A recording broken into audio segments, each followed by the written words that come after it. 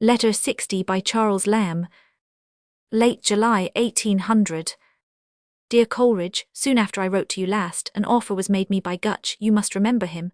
At Christ's, you saw him slightly one day with Thompson at our house, to come and lodge with him at his house in Southampton Buildings, Chancery Lane. This was a very comfortable offer to me, the rooms being at a reasonable rent, and including the use of an old servant, besides being infinitely preferable to ordinary lodgings in our case, as you must perceive. As Gutch knew all our story and the perpetual liability to a recurrence in my sister's disorder, probably to the end of her life, I certainly think the offer very generous and very friendly.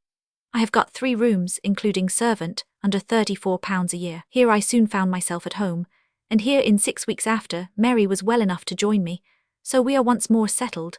I am afraid we are not placed out of the reach of future interruptions, but I am determined to take what snatches of pleasure we can between the acts of our distressful drama. I have passed 2 days at Oxford on a visit, which I have long put off, to Gutch's family. The sight of the Bodleian Library and above all a fine bust of Bishop Taylor at All Souls were particularly gratifying to me. Unluckily it was not a family where I could take Mary with me, and I am afraid there is something of dishonesty in any pleasures I take without her. She never goes anywhere. I do not know what I can add to this letter. I hope you are better by this time, and I desire to be affectionately remembered to Sarah and Hartley. I expected before this to have had tidings of another little philosopher. Lloyd's wife is on the point of favouring the world. Have you seen the new edition of Burns, his posthumous works and letters? I have only been able to procure the first volume, which contains his life, very confusedly and badly written, and interspersed with dull pathological and medical discussions. It is written by a doctor. Curry, do you know the well-meaning doctor? Alas, ni suda ultra crepitum, a few words omitted here. I hope to hear again from you very soon. Godwin is gone to Ireland on a visit to Grattan.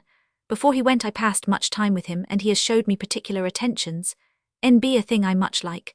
Your books are all safe, only I have not thought it necessary to fetch away your last batch, which I understand are at Johnson's the bookseller, who has got quite as much room, and will take as much care of them as myself, and you can send for them immediately from him.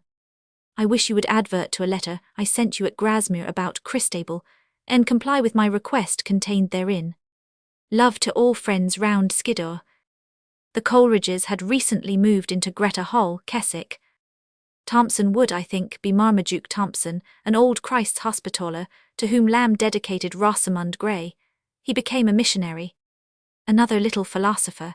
Derwent Coleridge was born September 14, 1800. Lloyd's eldest son, Charles Grosvenor Lloyd, was born July 31, 1800.